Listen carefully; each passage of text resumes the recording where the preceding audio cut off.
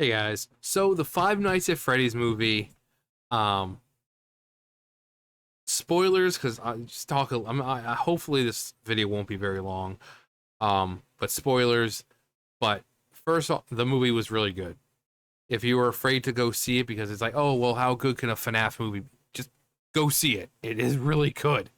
Like whatever notion you have of what it'll be like, just throw that out. It's really good. Um, all the references, the cameos. I mean, Matt Pat was in there. He even got to say it's just a theory. Corey Extension was in there. Dawko. I mean, some of them were just Employee of the Month pictures, but Dawko, Resbowski, 8-bit Ryan, other Ryan, uh, they were there as the Employees of the Month. Um, but there was a lot going on in the movie, and this isn't a deep dive. This isn't me, giving from beginning to end, but just kind of talking about my thoughts about it and what all that, and it was good. Uh, the theater, the crowd was pretty interactive with everything. Something happens. There was a gasp, like across the room, just a gasp altogether. The little funny moments got a laugh throughout. Everyone's laughing. The reveals of certain things like William Afton and stuff like that. One of the deaths was a bit different than the others, and people just. But it was really good.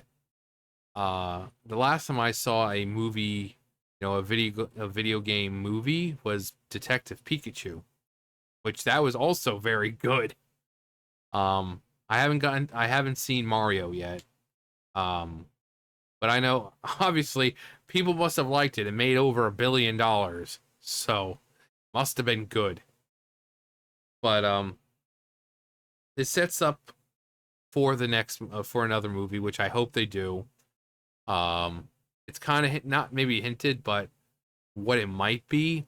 Balloon Boy is throughout the movie. There's like this little figure of Balloon Boy. He's like,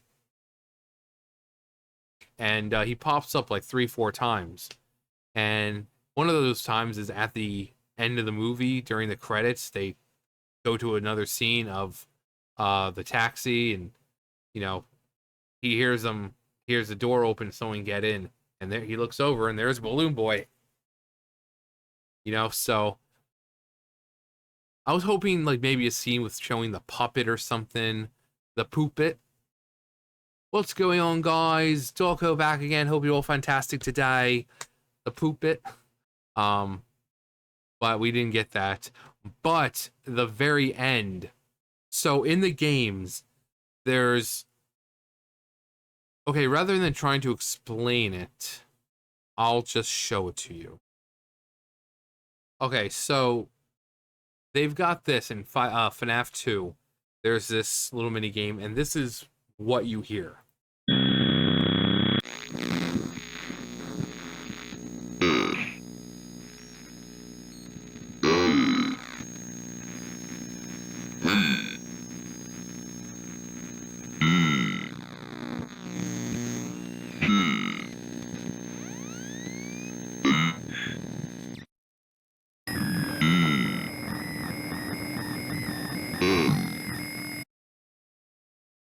So save them. Now at the end of the movie, you hear that sound, but it spells out "Come find me," meaning Afton. At the end of the movie, Afton becomes Springtrap. Not like a full Springtrap. Springtrap.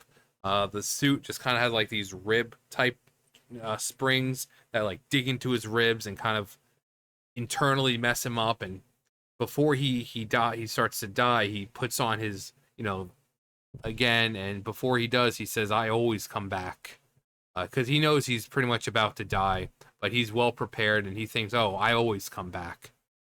But as they're dragging him out, he's also doing the thing from the trailer, from the third FNAF 3 trailer, where he's like, that twitchy things that he's doing. Um, But then the very final scene, we see Golden Freddy, or rather the boy who represents Golden Freddy, looking in the room where Afton is. And, it's like a Saw type thing. He's staring, and then he closes the door, and you expect to hear game over. Um, but they locked him in the room. Apparently it's the secret room. But, at the end, almost at the end of the credits, that's when you hear C O E, like E, but it spells out "come find me." Um, so it was really good. Like all the references, the credits start and you hear Living Tombstone's FNAF song. Um, like I said, Matt Pat's in there. Um, the death scenes, the one in particular was the girl named Max. So she gets lured back by the Fred, the one who represents Freddy, and she gets closer to him, and that's the scene in the trailer where you see the arm reach out. But what it doesn't show is, well, that's her death scene. It reaches out, and you see her being dragged into the suit. You see the shadow on the wall, but she gets dragged in only halfway, and then chomp, and then you just see her legs fall to the ground, like her lower half just fall to the ground. And everyone's like, what? And you thought that was enough. But then they show her legs on the ground. So you see this torso-less body lying on the ground. And everyone's like, what is this? I'm like, this is something you expect from Saw, not a FNAF movie. The beginning of the movie where the guard is like locked into the chair and the mask's got that like the blades going around. Yeah, his death they cut away, but then almost at the end of the movie, we see what happened. His face is completely shredded up. So we see these deaths happen on screen. Well, rather, we see them, but we don't see like the aftermath of the bodies. And then, Mike wakes up and he's looking up, and there's all these bodies. We see Max's upper half. In a suit. We see the guard laying there and his face is all shredded up, and I'm like, oh my god, this is amazing. But yeah, Springtrap, locks into his ribs and twitching and all that. The final part, game over, and the credits, spells out "come find me," and it's Scott, you mad lad. But all the other references added. There's a place, the place that Matt Pat was working in was, I believe it was called Sparky's, which was the name of a character that he created.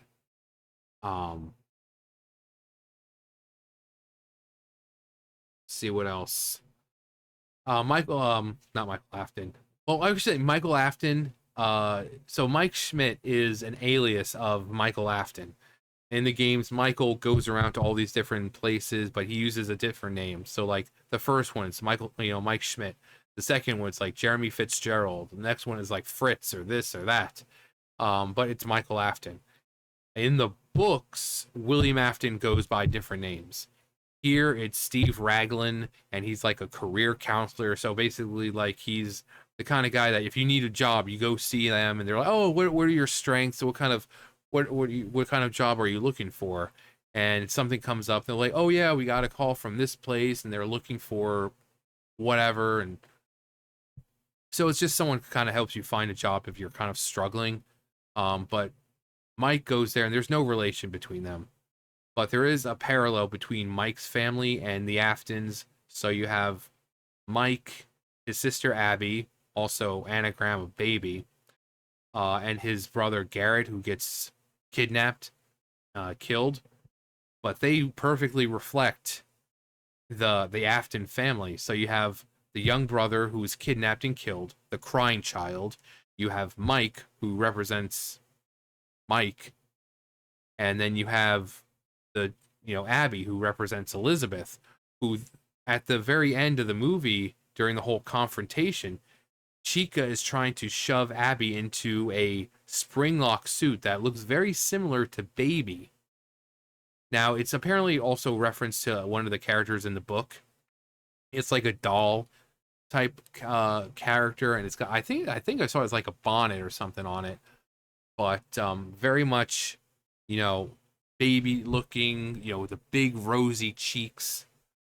So very much, and that represents also Elizabeth, who is Afton's daughter, who dies. She got too close to Baby, and boop out of the stomach and snatched her. Um, but they don't have any actual blood relation. But there is a person in the movie who is related, and again, spoilers. But it's kind of all revealed at one point because Mike's like, "Oh, you know more than you let on, and who is he? And I need to know." And it's like, his name is William Afton. He's my father. So, which also goes to the whole theory in security breaches, like, who's Vanessa? Who's Vanessa? Who is William's daughter? Because we hear that Vanessa had a terrible abusive father and stuff like that. She also mentions at when she's telling him to go, to go back and kind of just be careful. She's like, I can't help you. If I'm there, I will be of no use to you. Trust me. So it's almost implying that she does have sort of a Vanny type thing going on, that maybe he has brainwashed her. Um, because the whole point was he wanted, she was supposed to kill Mike if he started to find out too much. Um, she didn't know about his brother until he brought it up, but she apparently knew about the that her father was responsible for the other kids. Um, but he was like, "You had one job, one job. You're supposed to keep an eye on him and kill him if he started, getting too close." And then she was like, "Well, that's two things." Which also is a throwback to the beginning of the movie where Afton is sending him. He's like, "Oh, you just gotta. It's an easy job. You just gotta do one thing, and make sure nothing gets in." But then he also says, "Keep the place tidy." And Mike's like, "That's two things." But it was a nice little throwback to the beginning. It's like I just one job to keep an eye on him and to kill him if he gets too close and blah blah blah. And she's like, "That's two things." Hi, Sam. We're talking about the FNAF movie. Normally I would ask if you have anything to say, but you didn't see it. But he stabs her. She shoots him first, which doesn't really do anything. He stabs her. Mike and him have like this anime fight almost, where he like kicks her or kicks him or punches him, and he just goes flying, which just shows the brute strength of this suit that he's in. Because I mean, obviously it's got metal in it. So, but he like just one thing, he's just flying across the room.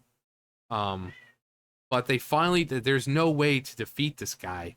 So instead, there's a picture on the wall of Afton and the kids, like, "Oh, look at us, we're happy and smiling." Um, so Abby ends up drawing a picture of what really happened real fast, basically just showing Afton in the costume with a knife, bloodied, and the children dead. And then the animatronics just kind of switch into innocent mode, and they realize what's happened, and they attack Afton instead. Um, Cupcake gets launched and lodges into the suit, tears a part of it off, exposing the rib parts of it. And that's when it happens. We see that iconic scene of him becoming Springtrap. The springs start to grip into him and dig into his ribs. See the pain he's in, and just before it's all about to finish, that's when he picks up the head part and says, "I always come back." And he puts it on, realizing he's pretty much about to die. And they drag him off. He's doing the twitching, and Vanessa's seen in the hospital, and they visit her. But then the final scene is with Golden Freddy and William. Well, came over. Uh, yeah. Yeah, it was good. And I know that if I was watching it here, you would have watched it with me. He loves watching stuff with me. No matter what it is, I can just hold him and he'll just sit here and watch the monitor. He loves watching stuff with me. Isn't that right, Bubba? Isn't that right? Yeah, you're a very curious kitty. You're a very curious kitty. Yeah. He's in it right now. I'm a kitty who wants some attention. He didn't like the fact that I was gone all day yesterday. Like all day. From 5 o'clock or 6, 7 o'clock in the morning to about 11 o'clock at night. I was gone. And he didn't have anyone to hang out with. Yeah, you're a little needy boy, huh? You're a little needy boy. Go on. Go on. Um, but yeah, the plot of the movie, the too much plot. No, it was just enough. Because if not, it would have been an hour and a half of, the game type thing where you're just watching someone flip through, you know, security monitors. That's boring. So naturally, it's like the Mario movie in the 90s. How do you take a side-scrolling game where you're stomping on Goombas and uh Koopas and eating mushrooms and getting bigger? How do you translate that into a full-length movie? You need to add some kind of plot. So FNAF is not known, at least the first game, is not known for its plot. There's stuff throughout the game that lets you know that there is some kind of a plot, but it's not what drives the game. So yeah, people say, oh, it's plot heavy. Yeah, as it should be. But it's not over, convoluted to the point where, oh, this makes no sense or oh, this is too much. No, it's just enough. You can't ask for more than that. What are you doing, Sam? But so many references. It's gonna be one of those movies I'm gonna have to watch more than once. I was trying to find Scott, you know, creators and authors and tend to be in their work. You had Stan Lee in like every Marvel movie. Daniel Handler, who, Lemony Snicket, he shows up in Series of Unfortunate Events. Stephanie Meyer, one who made Twilight, shows up in like the first movie in Breaking Dawn Part 1 during the wedding. So it's not uncommon for the creators to show up in their work. But I'm sitting there looking for Scott. There was no phone guy. William Afton took the role as phone guy for like the first night or first few minutes or whatever it was. So no phone guy, no one who would look like Scott, but Scott's a normal looking guy. And he's so ordinary looking that unless you know what he looks like most people probably don't even know what Scott looks like. But I was so focused on like the references. When Foxy showed up, the biggest smile on my face. I love Foxy. He was really the only one that kind of talked. I mean, he was kind of like singing, talking kind of thing before he killed you. But they did his, rushing down the hall real fast. Like they're trying to get out that back door, and he starts all the way at the other end of the hall, and then before you know it, he's rushing, you know.